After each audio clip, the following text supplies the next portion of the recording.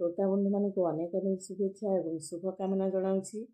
अनेक दिन पर मु आज पुणी एक सुंदर कहानी सहित यह भिडटी आनी। कहानीटी होउची प्रत्येक निज निजर कर्म क्षेत्र में बड़। किभली भाव में निज निज कर्म क्षेत्र में समस्ते प्रत्येक निज निज क्षेत्र में बड़ यही कहानी आम जानिबा। कौनसी देश रे जड़े राजा थिले, तांको राजसभा को केही सन्यासी आसिले से तांको पचारुथिले जे संसार त्याग करी सन्यासी हुए सीए बड़ ना जे गृहस्थरे रही गृहस्थर कर्तव्य पालन करे सीए बड़। बहुत पंडित मध्य यही समस्यार समाधान करिया पई चेष्टा कले, किंतु केही संतोषजनक उत्तर दे पारले नाही राजा को। केही कहिले सन्यासी बड़ तो केही पुणी कहिले गृहस्थ बड़। राजा सेमानक निकटरू प्रमाण चाहिए। प्रमाण देई न पारिबारु राजा तांकु कठिन दंड देले। अवशेष रे आसिले जणे युव सन्यासी। राजा तांकु मध्य यही प्रश्न पचारिबारु से कहिले, राजा मु आपनक प्रश्नर उत्तर देबाकू आसीछि। संगे संगे सभागृह निस्तब्ध होई गला। प्रत्येक सन्यासी उत्तर सुनिबाकू उद्ग्रीव होई उठिले। किछि समय नीरव रही राजा कहिले, स्वामीजी आपण कौन आम शर्त जानती? आपण को कथा प्रमाण करि न पारले आपण को कठिन दंड मिलिबो। मु ताहा जाने सन्यासी कहिले। ताहले उत्तर दियंतु, किए बड़ सन्यासी ना गृही? निज निज कर्म क्षेत्र रे उभय ही बड़, सन्यासी कहिले। राजा कहिले, एई कथा प्रमाण करंतु। सन्यासी कहिले, हाँ मु प्रमाण करिबि, तेबे आपण को मो सहित किछि दिन रहिबाकू हेबो। राजा सम्मत हेले एवं सन्यासी अनुगामी होई गोटिए परे गोटिए राज्य अतिक्रम करी शेषरे गोटिए राज्यर राजधानी रे उपस्थित हेले। राजधानी रे सेतेबेले महासमारोह रे कौनसी एक उत्सव अनुष्ठित हेउथिला। राजा और सन्यासी उभये नाना प्रकार वाद्यध्वनि एवं घोषणाकारी मानक पाटी सुनिले। लोक माने सुसज्जित भावरे पथरे दल दल होई छिड़ा होइछन्ति। राजा और सन्यासी छिड़ा होई देखिबाकू लागिले। घोषणाकारी चित्कार करी कहुथाए, आम राजकन्या स्वयंवरा हेबे। भारत रे प्राचीन कालरू राजकन्या मानकर एहीपरि स्वयंवर प्रथा प्रचलित थिला। स्वयंवर सभा को विभिन्न देशरू आसीथिबा बहु राजपुत्र मानक मध्यरू राजकन्या निजर स्वामी को मनोनीत करुथिले। राजकन्या को सिंहासन रे बसाई सभार चतुर्दिग को बहन करी निया जाउथिला। कौनसी राजपुत्र तांकर पसंद हेले से तांको गलारे बरणमाला देई तांकु स्वामी रूपरे बरण करुथिले।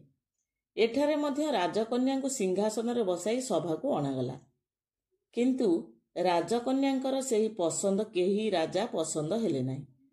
ए सभा कौन व्यर्थ हेबो? एही समय जड़े युवक सन्यासी आसी सेठारे उपस्थित हेले। से भारी सुंदर एवं तेजियान थिले।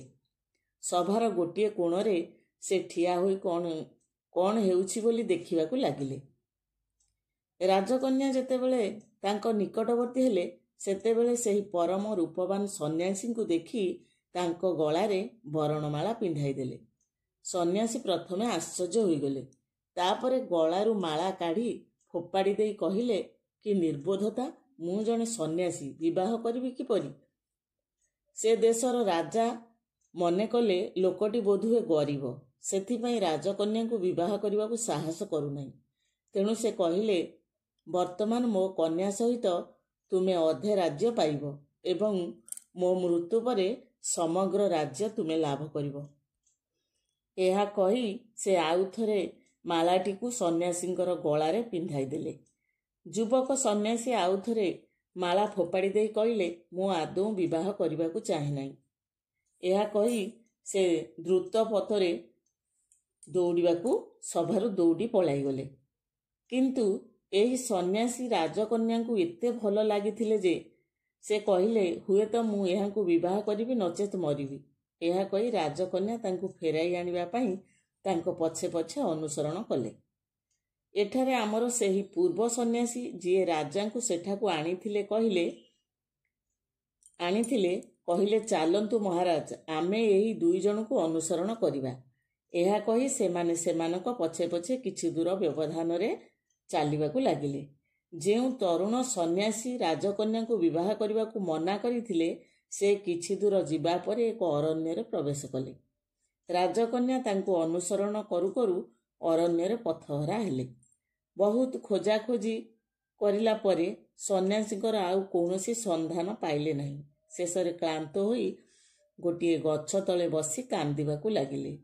ଏହି ସମୟରେ ରାଜା ଓ ସନ୍ନ୍ୟାସୀ ତାଙ୍କ ନିକଟରେ ପହଞ୍ଚି ତାଙ୍କୁ ସାନ୍ତ୍ୱନା ଦେଇ କହିଲେ, କାନ୍ଦନା ମା, ଆମେ ତୁମକୁ ଅରଣ୍ୟରୁ ବାହାର କରି ପଥ ଦେଖାଇଦେବୁ, କିନ୍ତୁ ବର୍ତ୍ତମାନ ଅନ୍ଧାରରେ ବାଟ ଖୋଜି ପାଇବା ସମ୍ଭବ ନୁହେଁ। ନିକଟରେ ଗୋଟିଏ ବଡ଼ ଗଛ ଅଛି, ଆସ ଆଜି ଆମେ ଏହି ଗଛ ତଳେ ଆଶ୍ରୟ ନେଇଯିବା। ସକାଳ ହେଲେ ତୁମକୁ ବାହାର କରିଦେଇ ପଥ ଦେଖାଇଦେବୁ। ସେହି ଗଛରେ ପକ୍ଷୀ ଓ ପକ୍ଷିଣୀ ତାଙ୍କର 3ଟି ଶାବକଙ୍କୁ ନେଇ 3ଟି ଛୁଆଙ୍କୁ ନେଇ ବାସ କରୁଥିଲେ। ପକ୍ଷୀଟି ତଳକୁ ଅନାଇ 3 ଜଣ ଲୋକଙ୍କୁ ଦେଖିଲା ଓ ପକ୍ଷିଣୀକୁ କହିଲା, ଦେଖ, ଆମ ଘରକୁ 3 ଜଣ ଅତିଥି ଆସିଛନ୍ତି। ଏବେ ଶୀତ ଦିନ, ଆମର କିଛି କରିବା ଦରକାର ସେମାନଙ୍କ ପାଇଁ। ଏହା କହି ସେ ଉଡ଼ିଗଲା ଏବଂ ଥଣ୍ଟରେ ଖଣ୍ଡିଏ ଜଳନ୍ତା କାଠି ନେଇ ଆସିଲା। ସେ ସେହି କାଠ ଖଣ୍ଡିକ ଅତିଥିଗଣଙ୍କ ସମ୍ମୁଖରେ ପକାଇଦେଲା।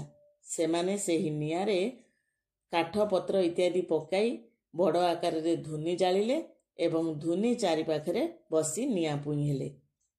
କିନ୍ତୁ ପକ୍ଷୀଟି ସେତିକିରେ ସନ୍ତୁଷ୍ଟ ହେଲା ନାହିଁ। ସେ ପକ୍ଷିଣୀକୁ କହିଲା, ପ୍ରିୟେ, ଏବେ ଆମେ କ'ଣ କରିବା? ଏମାନେ କ୍ଷୁଧାର୍ଥ, ଏମାନଙ୍କୁ ଖାଇବାକୁ ଦେବା ଭଳି ଆମ ପାଖରେ ତ କିଛି ନାହିଁ। ଆମେ ଗୃହୀ, ଅତିଥିମାନଙ୍କୁ ଖାଇବାକୁ ବା କ'ଣ ଦେଇପାରିବା? ମୁଁ ନିଜେ ଯେତେ ଦୂର ସମ୍ଭବ ସେମାନଙ୍କୁ ଖାଇବାକୁ ଦେବାକୁ ଚେଷ୍ଟା କରିବି। ଏମାନଙ୍କୁ ମୁଁ ନିଜ ଦେହଟି ଦେବି। ଏହା କହି ସେ ଉଡ଼ିଯାଇ ସେହି ଧୂନି ନିଆଁରେ ପଡ଼ିଲା ଓ ମରିଗଲା। ଅତିଥିଗଣ ତାକୁ ବଞ୍ଚାଇବାକୁ ଚେଷ୍ଟା କଲେ, କିନ୍ତୁ ପାରିଲେ ନାହିଁ। ପକ୍ଷିଣୀ ତା ସ୍ୱାମୀର କାର୍ଯ୍ୟ ଦେଖି କହିଲା, ଏମାନେ 3 ଜଣ, ଏମାନଙ୍କର ଖାଇବା ପାଇଁ ଗୋଟିଏ ମାତ୍ର ପକ୍ଷୀ, ଏହା ଯଥେଷ୍ଟ ହେବ ନାହିଁ। ସ୍ତ୍ରୀ ଭାବରେ ସ୍ୱାମୀର ଉଦ୍ୟମକୁ ସଫଳ କରାଇବା ମୋର ପରମ କର୍ତ୍ତବ୍ୟ। ଅତଏବ ମୋ ଦେହ ମଧ୍ୟ ଏମାନଙ୍କ ପାଇଁ ଉତ୍ସର୍ଗ କରିବି। ଏହା କହି ମଧ୍ୟ ସିଏ ନିଆଁରେ ଝାସ ଦେଲା ଏବଂ ପୋଡ଼ି ହୋଇ ମରିଗଲା। ଶାବକ 3ଟି ଏହିସବୁ ଘଟଣା ଦେଖିଲେ। ଅତିଥିମାନଙ୍କ ପାଇଁ ପିତାମାତାଙ୍କର ଶରୀର ଯଥେଷ୍ଟ ହେବ ନାହିଁ ଦେଖି ସେମାନେ କହିଲେ, ପିତାମାତାଙ୍କର କାର୍ଯ୍ୟକୁ ସମ୍ପୂର୍ଣ୍ଣ କରିବା ସନ୍ତାନମାନଙ୍କର କର୍ତ୍ତବ୍ୟ। ତେଣୁ ଆମର ଦେହଗୁଡ଼ିକ ମଧ୍ୟ ଏହି ଉଦ୍ଦେଶ୍ୟରେ ଯାଉ। ଏହା କହି ସେମାନେ ମଧ୍ୟ ନିଆଁରେ ଝାସ ଦେଲେ। ଏହିସବୁ ଘଟଣା ଦେଖି 3 ଜଣ ବହୁତ ଆଶ୍ଚର୍ଯ୍ୟ ହେଲେ। ପକ୍ଷୀଗୁଡ଼ିକୁ ସେମାନେ ଖାଇପାରିଲେ ନାହିଁ। ଅନାହାରରେ ସେମାନେ ରାତ୍ରି ଯାପନ କଲେ। ପ୍ରଭାତ ହେବାରୁ ରାଜା ଓ ସନ୍ନ୍ୟାସୀ ରାଜକନ୍ୟାଙ୍କୁ ଫେରିବାର ବାଟ ଦେଖାଇଦେଲେ ଏବଂ ରାଜକନ୍ୟା ତାଙ୍କ ପିତାଙ୍କ ନିକଟକୁ ଫେରିଗଲେ। ଏହାପରେ ସନ୍ନ୍ୟାସୀ ରାଜାଙ୍କୁ କହିଲେ, ରାଜା, ଦେଖିଲେ ତ, ପ୍ରତ୍ୟେକ ନିଜ ନିଜ କର୍ମକ୍ଷେତ୍ରରେ ବଡ଼, କେହି ସାନ ନୁହେଁ। ଯଦି ସଂସାରରେ ରହିବାକୁ ଚାହାନ୍ତି ତେବେ ଏହି ପକ୍ଷୀମାନଙ୍କ ପରି ଅନ୍ୟମାନଙ୍କର ସେବା ପାଇଁ ପ୍ରାଣ ଉତ୍ସର୍ଗ କରିବାକୁ ପ୍ରସ୍ତୁତ ହୋଇ ରହନ୍ତୁ।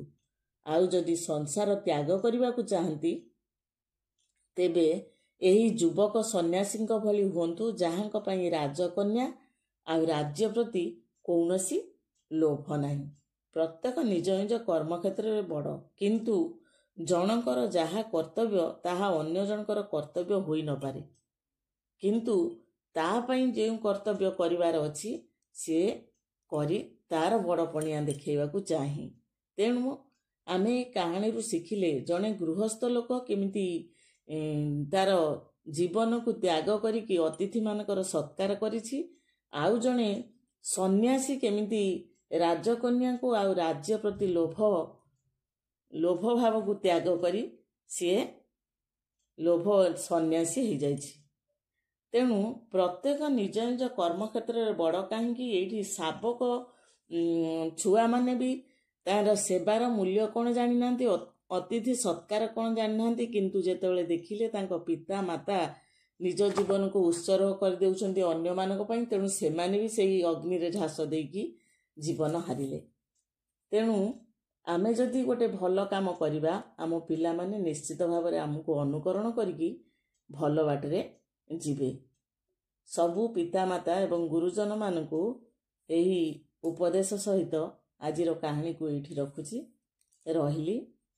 ଧନ୍ୟବାଦ।